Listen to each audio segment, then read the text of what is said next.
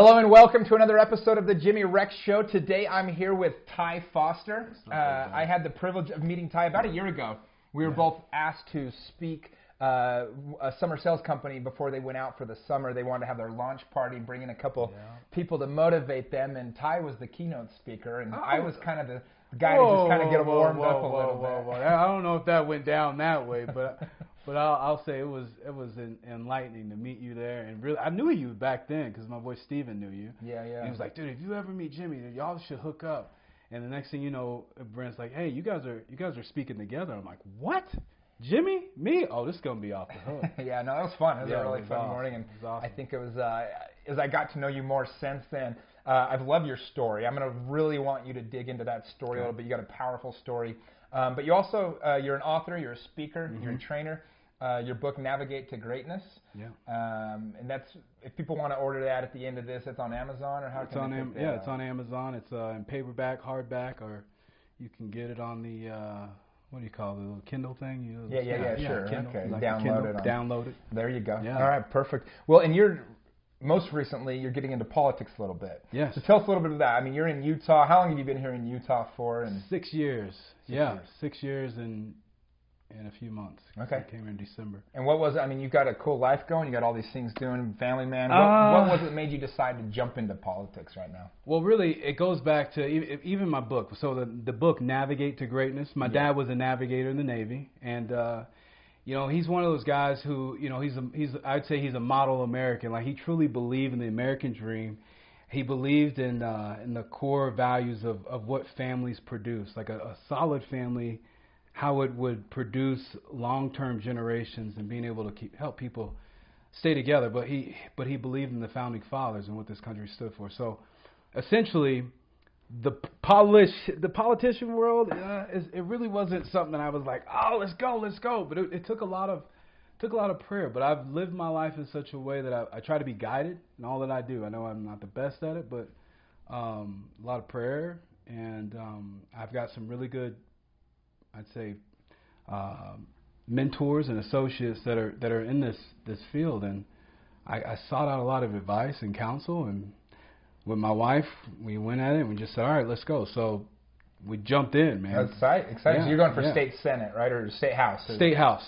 Yeah. So I'm in District 50, South Jordan. So I only put that out there right away because the election is going to be starting here pretty soon. So I want to make sure people listening can go out and support you.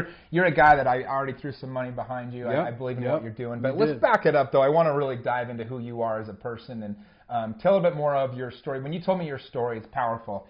And so I'm just going to shut up for a second. You can kind of dive into why the stuff with your dad and everything else. Why don't you just start from the beginning, let people know who you are? Well, I'll start with this. Everybody, any good father, would have a solid relationship with his son. See, for me, my dad was like he wasn't just my dad. He was my everything. He was my captain. He was my North Star. And, when I look at my daughters, when I come home from work, they come running at me, I mean, I can imagine that, right? And so that's how it was with my dad. And so we had this routine when he would go out to sea. I'm a 5-year-old little boy, a little knee-high to a flea, but we would be on the docks, and he'd have that, that big old shiny uniform on, and he'd kneel down, he'd say, son, you're the man of the house. Now, my mom could beat me down, right? And my sisters, man, they were bigger. They were like giants to me. But I was the man of the house. I was the one that was going to be the protector. I was the one that's gonna help and be the provider, right? But as time went on, that was our routine. And then one day he didn't come back, right? And we get this knock at the door, and we find out that my dad was actually killed by the Iraqis had fired 2 Exocet missiles at their ship, and 37 sailors died that night, and he was one of them. And so it was at that moment you kind of, everything's kind of slow paced, right? And if anybody's, how old are you at that time? I'm 5 years old at this moment, right? But it slows down, like life slows down, and if you've ever experienced a death in your family or loved one, you know what I'm talking about. You can get that. But then after it slowed down, life, reality set in, and we moved from Jacksonville to Orlando, East Orlando, like to the country Orlando, like no black people Orlando, right? I know that's probably for those listening on the radio. Yeah, right. You're black, so if you haven't picked it up. Yeah, you hear that bass in the voice? Yeah. But we're living out in the orange groves, like not in the orange grove, but the city was pretty much the big money maker for that city was orange groves, and it was kind of lonely, but we went through this phase, and I don't think we've ever said I love you in our home up until 13, okay. And so from 5 years old to 13, there was a lot of collateral damage. You see, I truly believe that if you love someone, they would die. I ended up going to a military academy shortly after my father's death to kind of get some structure and guidance.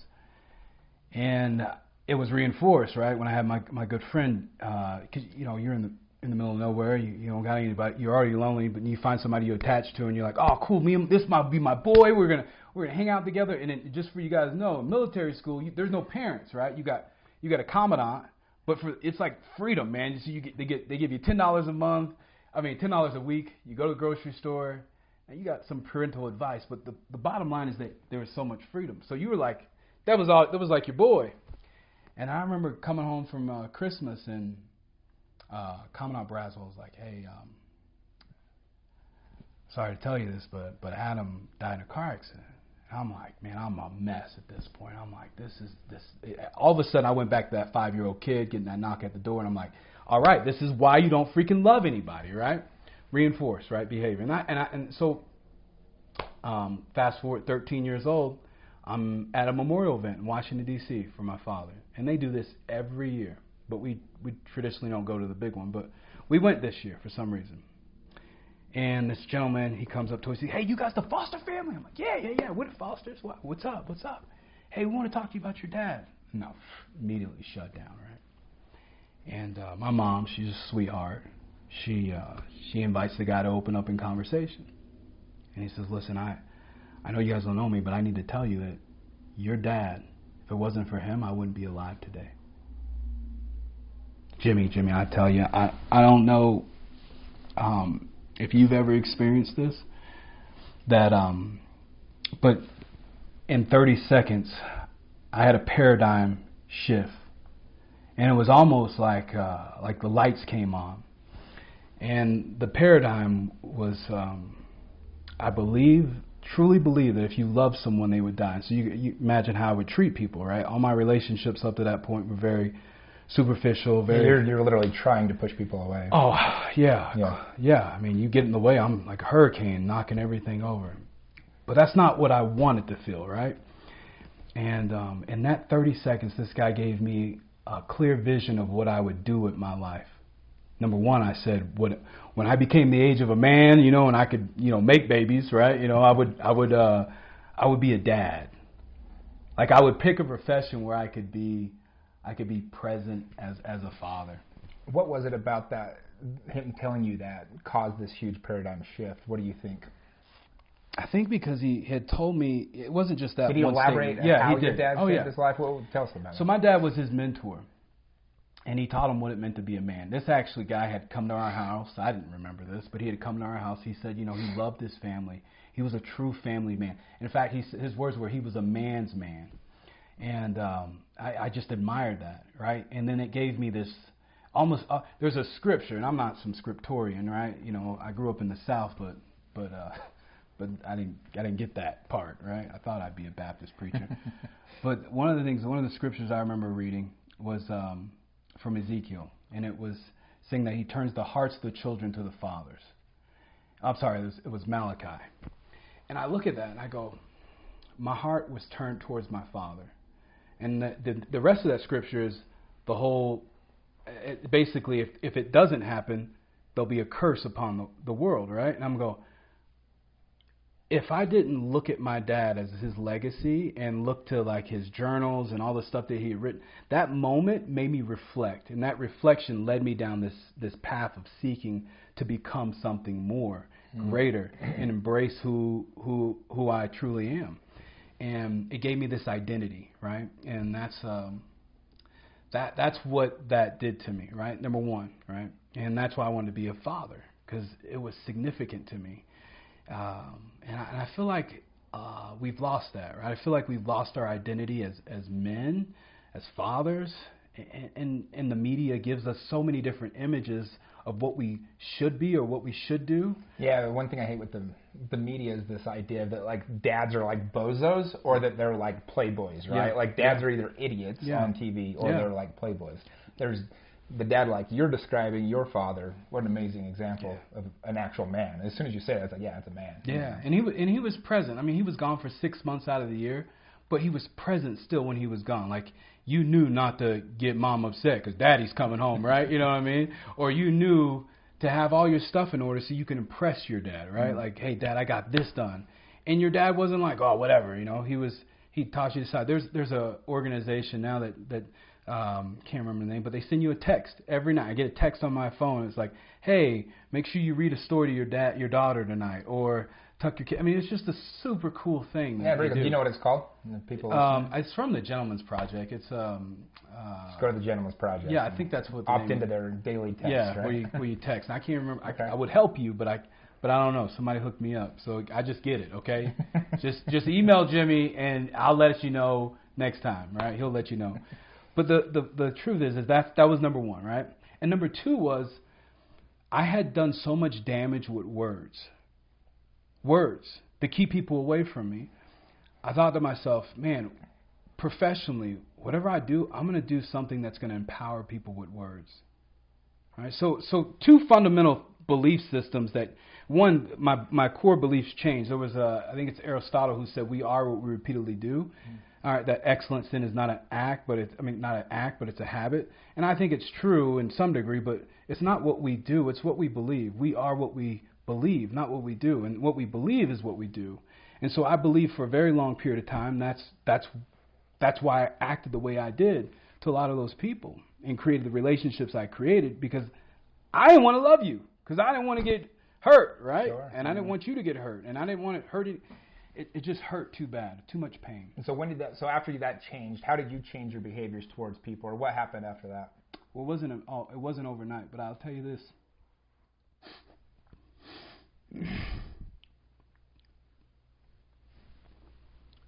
We went back home.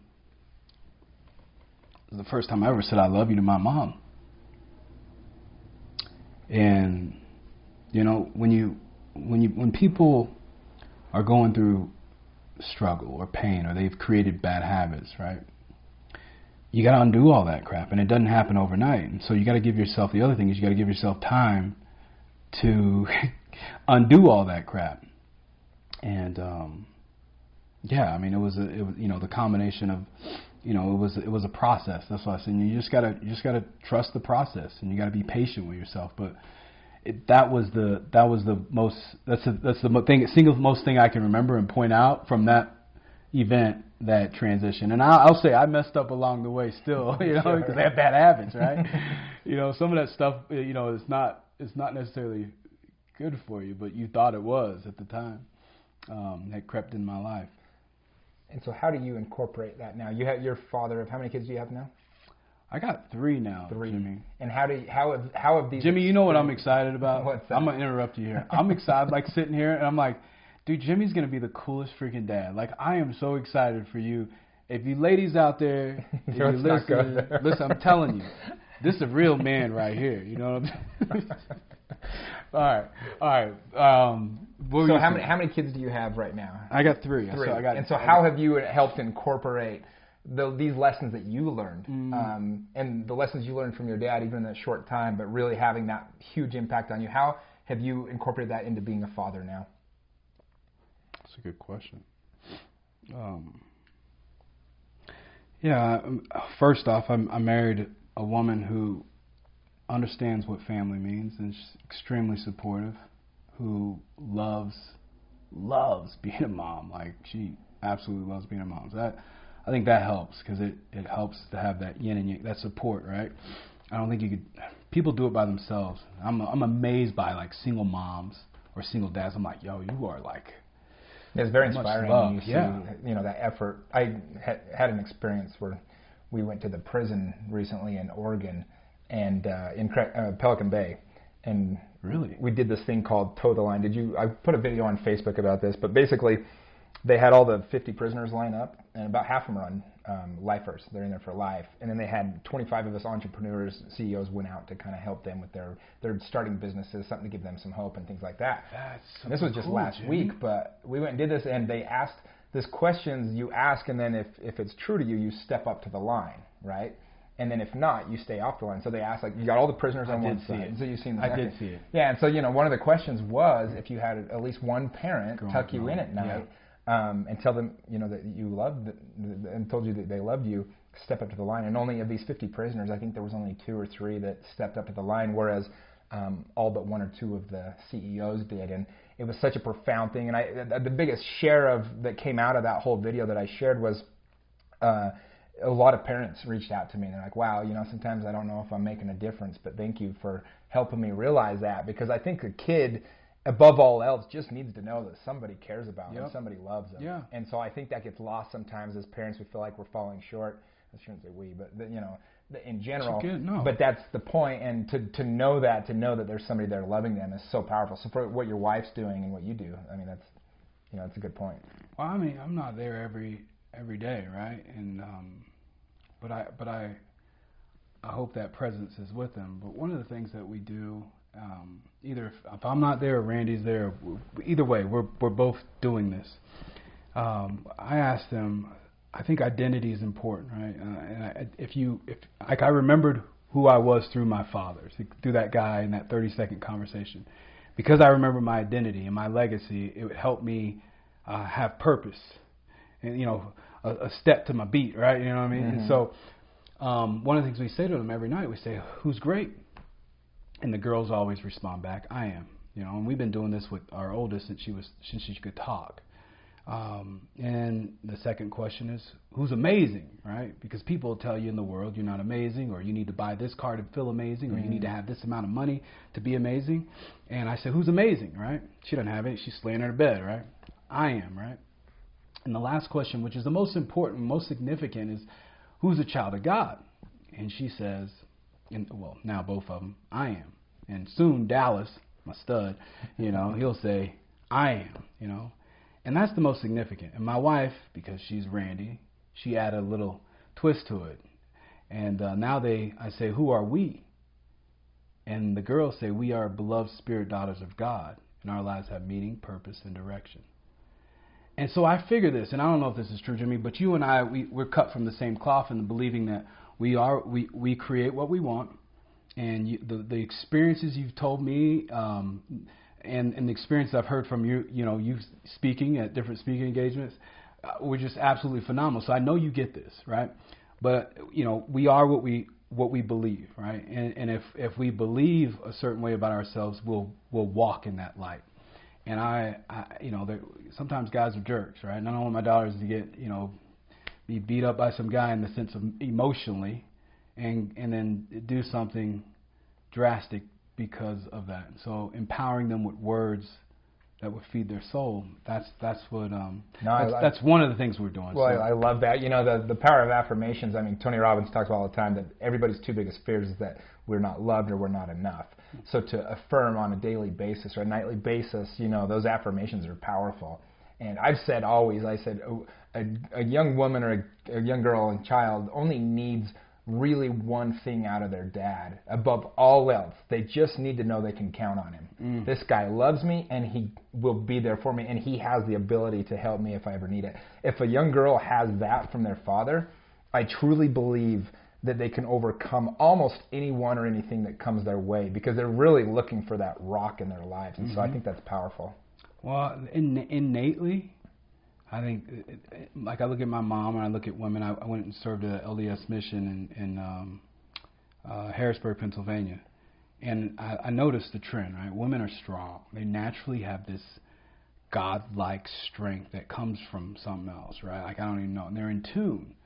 And so, but I feel like as if with, I don't know if it's media or if it's, I don't know what it is. I don't know what the source of it is, but it's not the message that is strong, determined, being able to create.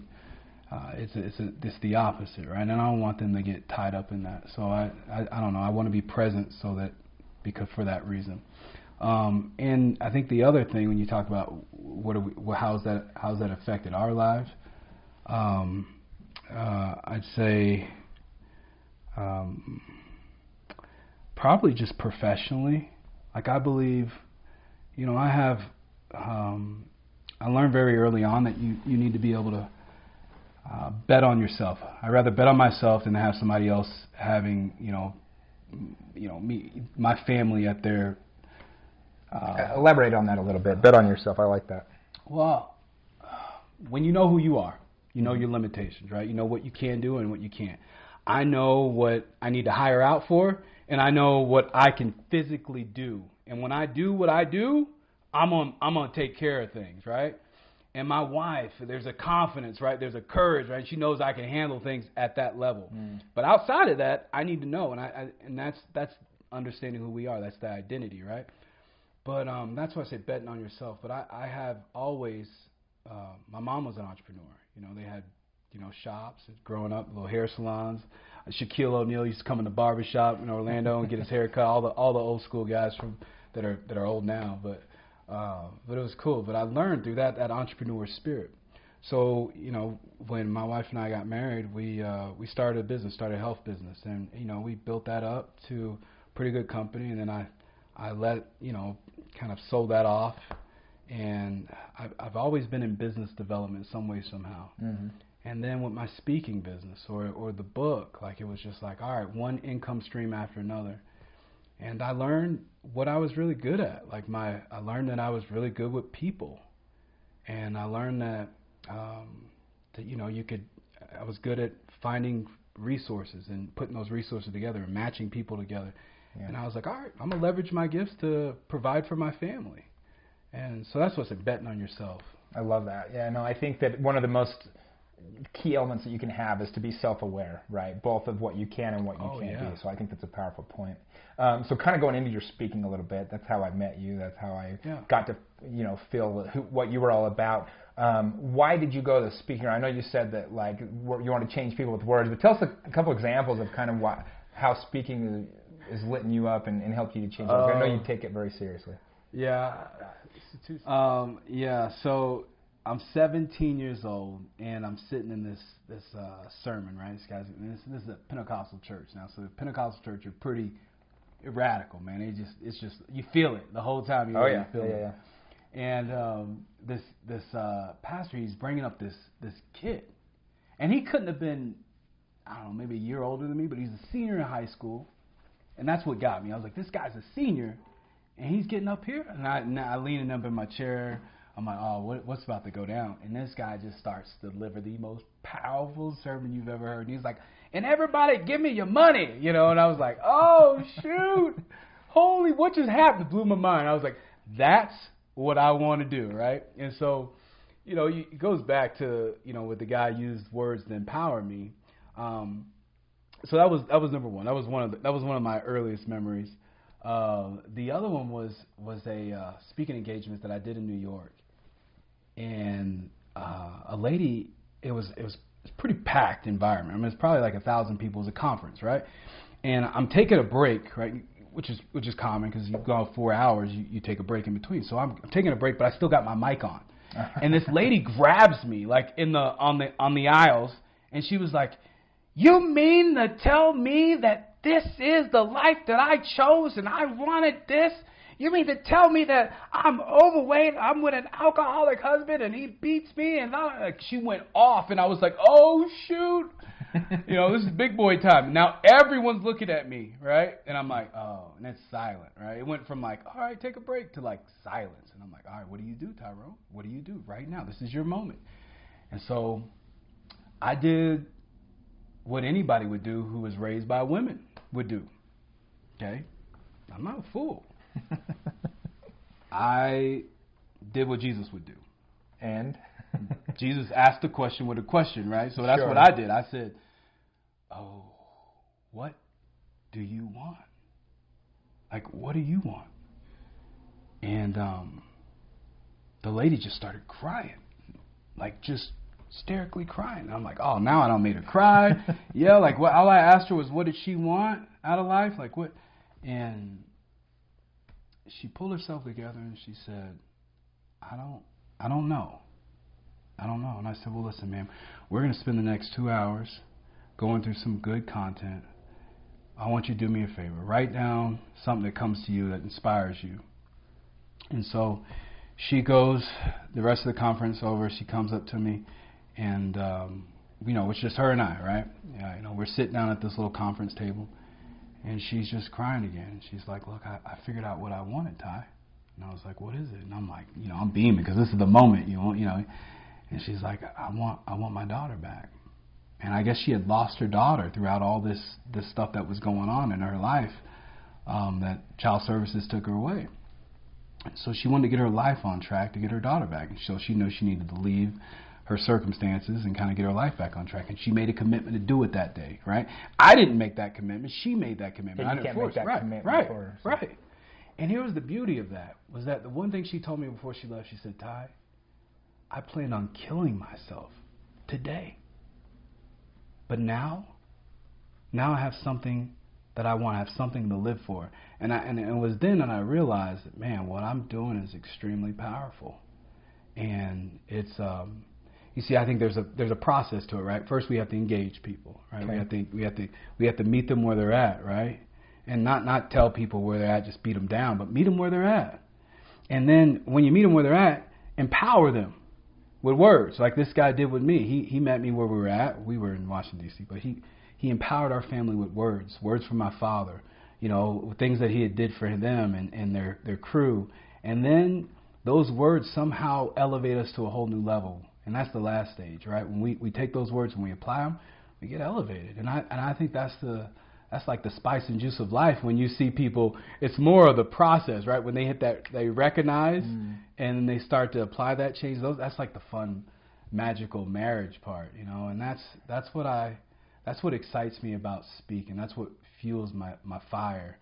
So is that kind of the keynote of your speeches, is kind of making that change, recognizing what it is that you want, and go into that a little bit deeper. So people listening to this, they're looking for substance right now, right? Like maybe somebody just heard that story and they're like, man, I need to figure out what I want in my life. Kind of walk us through a little bit of how you do this when you speak and when you're helping other people out. Well, the first part is if you I'm going to go back to the captain's wheel, right? So the navigate the greatness story is that it means to become more, to do more, and to build more. But in order to become more, do more, build more, you have to recognize who you are, right? So that's, if you picture a captain's wheel, right? The captain's wheel has points on that wheel. And what I do is I walk people through those different points. They're just principles on that wheel that we go through. The first one is understanding who we are, right? The identity crisis. And so once we can dive into that, we can have that self-reflection, being self-aware, what you were just talking about. Once we are self-aware of who we are, our limitations, our strengths, I call it the GPS, our gifts, our passions, and our snags. And we recognize those patterns that are keeping us from being successful or sabotaging ourselves, whether it be relationships, bad behaviors, or habits. Then we have a natural tendency to correct. No one's gonna I can't tell you like people telling you what to do. Not usually. No. Not unless I'm looking for the advice. Right. Most people don't. Yeah. But we love, just like we love to buy things, but we don't like to be sold. It's the same thing. We love to correct ourselves, but we don't like people to correct us. And so the way you do it is the best example I can give you is, imagine that you got drugged, and you're a CIA agent, and you're here in America, and then you wake up and you're on the freeway, right? And you're on the freeway and you're not on the right side of the road, you're on the left side of the road. But you see all these other cars, right? They're on the left side of the road, right? And you're like, oh, what the freak is going on? I'm freaking out. These aren't people on the wrong side of the road. No, they're not. No, they're on the right side of the road because they're in a different country, right? All right, you're in Europe now. And so and when you realize that you're in Europe, all of a sudden your brain adjusts and you go into the left side of the road, right? For sure, yeah. So I think that's how it works with our brain. Once we realize that, shoot, I've been screwing up, right? I'm self-aware now. Like I shouldn't be going to bars if I'm an alcoholic, right? If I want to change that. or I should be saying sorry, to my spouse, or I should spend a little bit more time with my kids, right? Or whatever it is. I don't know. Or maybe I should, show recognition to my employees. Whatever it may be, it's you that are self-correcting. You are the captain of your ship. You're the one that's going to control that captain's will. And sometimes we let other people stand in front of that wheel for us and drive or navigate our greatness, and then we feel we don't have that confidence. Well, and the way I like to put it, and it's the only reason why fiscally I'm very conservative, in the sense that I believe that true self-worth or self-confidence comes from achievement. So if somebody does something for us, it might temporarily help our situation a little bit, but if we don't get the satisfaction and that appreciation for ourselves of actually figuring it out, earning it, doing those things, then all it is a handout that comes and goes and you need it again. And so I just love when you say empowerment, because to me, you truly make change when you empower other people. And that's why I hate all the bailouts and the kind of things that people ask for, these handouts, things like that. It's there's circumstances where they need it, but it gets so abused. And what it does is it actually imprisons those people, and it keeps them in their poverty because they're not getting that self-confidence and that self-achievement from actually going out and completing tasks and doing things to make themselves mentally in a much better place. Man, give it to me, Jimmy. Yeah, and that's, for me, that's why I hate when I hear we need to donate so much more money and all these things, all these government programs and everything else. It's like you actually imprison those very people by giving them the handout, because they feel that and they know that they needed the handout and they have no self-confidence in their own abilities. I think you meet people, like I said, you have to engage them, right? And money's not always the engaging answer, right? And a lot of times, like for me, growing up, is the belief of, hey, if you love someone, they would die. The answer was, hey, we need to love this kid. One of the most powerful things that ever happened to me was a random stranger did what he felt inspired to do, and that was mentor me. And now he was a grown man. I thought he was some creepio, right? Like when I first met him, he's like, hey, let me take you to Orlando Magic game. I was like, dude, I don't know about you. I was told not to do that. Right? Yeah. My mom even said, be careful, but all he was trying to do was just serve me. And I was I had so many bad belief systems and paradigms in my head. Listen, that guy changed my life. To this day, call him up, tell him I thank you, I love you so much, David, for helping me become the man I am today. And it plays a significant role in what I do with youth. Man, I value you so much, and there are a lot of people that have been broken, right? And no fault of whoever, right? Because everybody comes in this world and they're not choosing that, right? They end up in situations, but whatever the collateral damage is, it takes a village, right? It takes a village, and if we can recognize that it's not just money's not just the answer. It's not just one. You didn't solve the problem. You just put a Band-Aid on it. Let's go to the source, and the source. I believe the source, just like in the captain's will, the middle of that captain's will that holds the rims and all the pieces together is love. The hub is love. And when you act from a place of love, then I think you're always going to have the right motive, and you'll always be inspired to go down the right paths or put together the right resources. So I'm with you. But I think that there's more to it than just money. I think if people aren't forced to do certain things, they do it more out of love instead of out of spite. And so by forcing people to participate in like higher taxes and things like that for different packages and things, that's a different kind of handout than it is. I'll give more than anybody if I think it's for the right cause, especially for children and things like that. Yeah, that's my point. And you do. But that comes from a place of love where they can feel that, and it makes real change. And that's what I think most people do when given the choice, when they're not forced their hand, things like that. And so I think it's powerful, though. I mean, all things that, anytime you come from a place of love, you're going to get the better benefit from whatever it is you're doing.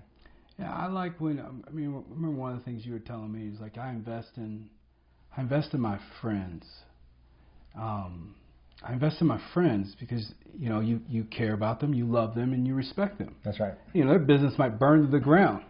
But you value. Well, let me get this correct. I only invest in my friends that I know won't burn the business into the ground. I invest in certain friends. But it could, right? It could. Sure. But you ain't gonna go nuts on them and go crazy, right? No, I'm a big boy. I make the investment. Right. And I'm willing to see what it does. But yeah, I do. I invest in real estate, and then I invest in my friends' companies. That's what I like to do. But I think you come from a place of love is what I'm trying to say, and that I mean there's business, but you're coming from a place you have principles around that, right?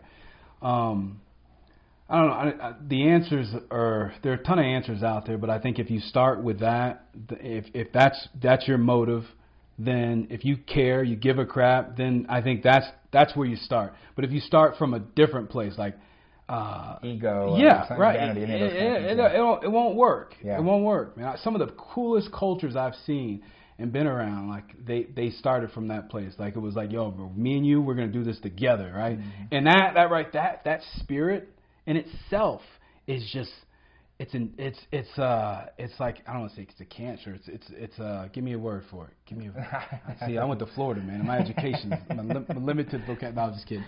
But it's infectious. Sure, it really is. I mean, if you get some people, I mean, you got this. I mean, your own group, man. Your group is.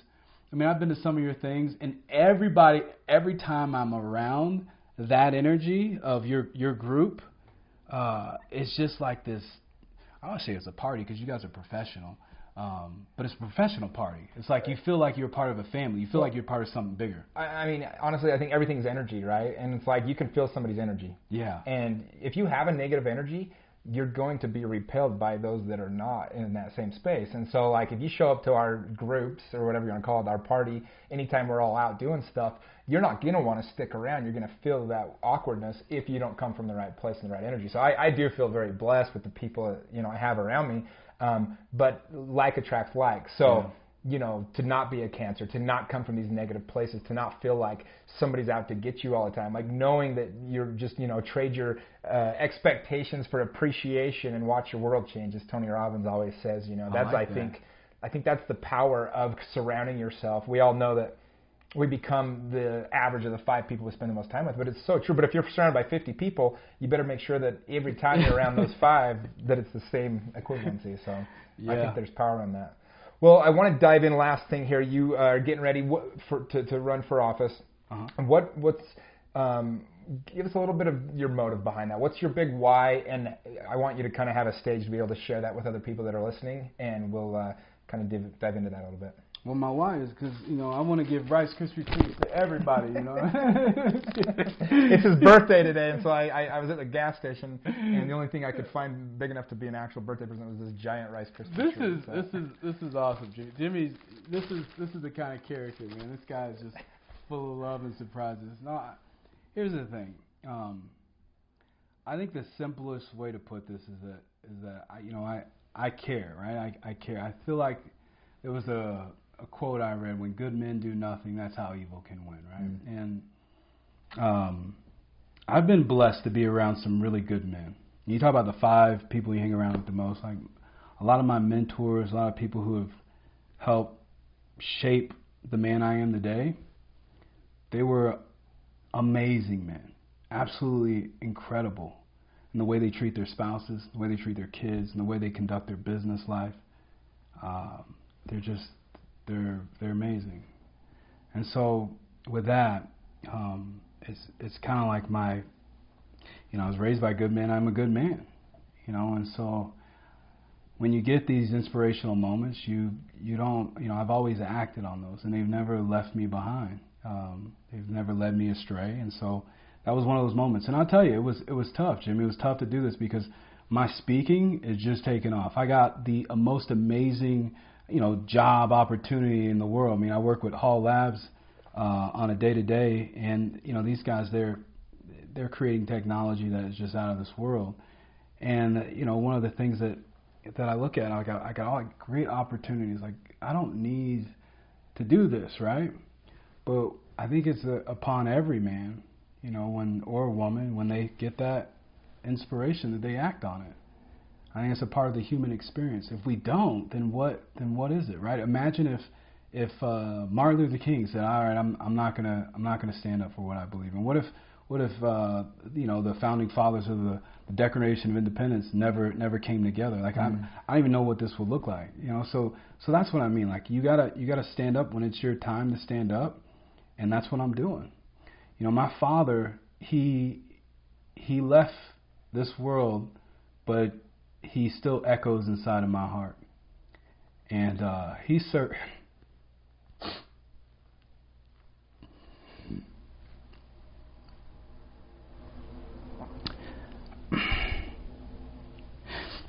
He served, man. He served his country, and he was a public servant, right? Mm-hmm. And in the world of defense, for what he believed was a sacred place to be, America, and. He wrote in one of his comments. He's like, I'm setting up a life for my family so my boys don't have to go here, so don't have to go and fight. So this is a way for me to serve.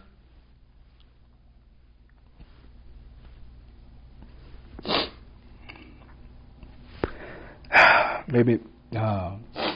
To serve at a level that would allow me to protect those things which he cherished so much, which I feel are